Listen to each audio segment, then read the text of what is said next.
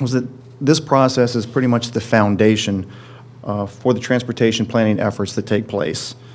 First of all, why do we do an LRTP, and what is it? It's our multimodal plan that takes us 20 to 25 years out into the future. Which is a great concept. Having planned for 25 years creates a transportation roadmap, pun intended, for the communities which we serve.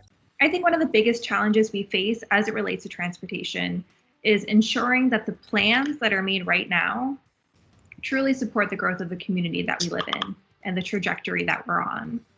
In the last 10 years, over an annualized growth, Sarasota County has grown and Charlotte County have grown just below 1% on annuum, where Manatee County has exceeded the 1% annual growth. There was a review of all of the county, both Manatee and Sarasota County comprehensive plans, as well as that of the 7 municipalities that are within the 2 counties, to understand what are the goals and driving forces behind that. The federal government mandates what we are responsible for.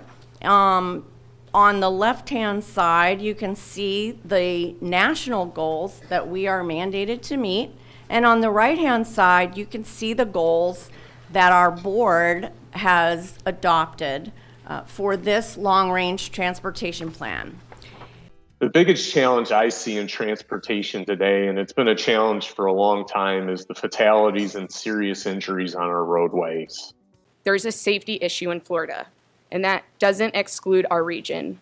We need to make sure that we are accommodating all of our users, from vehicles to pedestrians and bicyclists to even transit users. In this area, the safety of pedestrians and bicyclists is especially critical. One of the top priorities was to create a transportation system that has a high emphasis on creating that safe and efficient system that is going to serve the citizens of Florida and all the visitors that come to the state of Florida. The NPL also has 2 other major environmentally resiliency related planning factors. Look at the infrastructure condition of what we have out on the road today, whether it's bridges or roads or any of the built environment that's impacted by extreme weather acts or storms or sea level rise. Any of those things we are responsible for planning for. Did you know that there are almost 500 bridges in Manatee and Sarasota counties, and some of them are over 50 years old? If we went out and asked pretty much anyone in the public what is their day-to-day greatest concern, they'd probably tell us congestion. The variability of travel times along the roadway in both Sarasota and Manatee counties. This will allow for more predictable trips. Technology will help drivers make better decisions, and ultimately, the vehicles will make the right decisions without the driver's input. It's using technology and other strategies to optimize the performance of the region's existing roadway. It'd be nice to drive through 3 or 4 consecutive green lights. This can be the difference between taking 5 minutes to get through a corridor or doubling the time and taking 10 minutes to get through the same exact corridor. So based on a survey administered to our general population, keeping the economy growing and healthy was the 5th most important need of our community. The rate of disruption is obviously happening much faster. They're all ordering on Amazon or whatever they're using as a platform. All those deliveries come in. So it's not just how we consume, but also how our visitors are consuming. A large number of our visitors stay here for several months. So they become semi-residents. So for 3 months, they also have needs and demands on our resources. The tourism industry is challenged with getting employees from their homes to the tourism businesses. International visitors to these venues are often quite surprised that there's not a robust transportation system other than to rent a car or a van. We also, got some great feedback regarding our environmental concerns in the area. Climate change topped the list, as well as loss of critical habitat and emissions. We must protect why we all live here. If I were to ask you all why you live here, most people say the weather, and I say bull. If I were to ask each of you, where's your happy place? I bet none of you would say your office. I would actually bet that it would be a place outside. We have to have communities that are built for people, not for vehicles. So the MPO is responsible for thinking about transportation in terms of moving people, not machines. And when we think about transportation in these terms, we begin to plan differently. There's also a great commitment from our state, from our state secretary down to our local district, to provide facilities for pedestrians and bicyclists to use in the form of trails and sidewalks. And those really, really make a difference. Not only does it help to level the playing field, but it opens the door for opportunities to improve livability and quality of life items like walkability, health, identity, and place. 46% of Floridians are not making enough to make ends meet.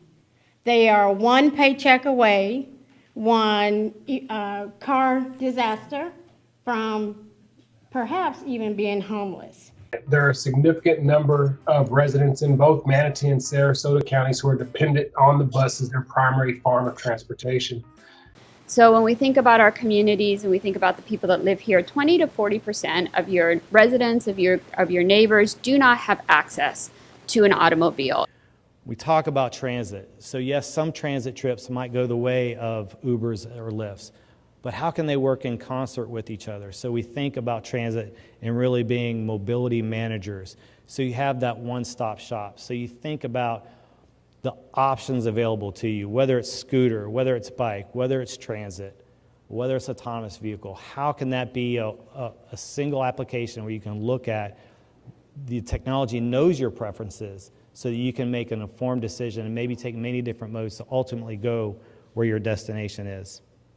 There's been a long history of auto-oriented development patterns in the county, and people are looking for something more and different than that.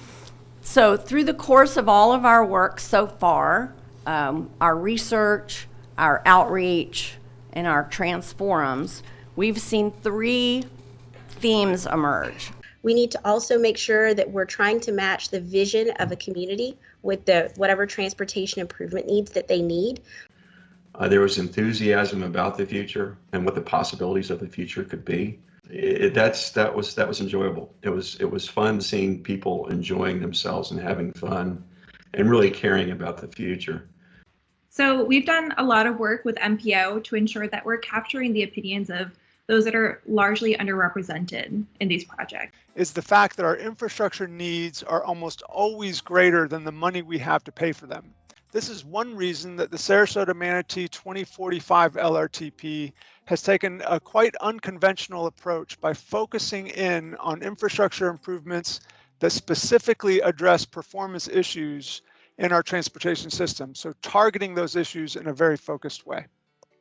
The Transform 25 Long-Range Transportation Plan includes investments totaling just over $2 billion in our regional transportation infrastructure over the next 25 years. Right. First of all, I want to commend Sarasota Manatee MPO staff, because this long-range transportation planning process needs to be a collaborative process. And the plan truly addresses the ideas and needs we heard from our constituents, and we will transform our region over the next 25 years. And the MPO staff has promised me that we will adjourn in time for lunch. All the people that you see here, every one of them spent a tremendous amount of time on this. I think it was worthwhile.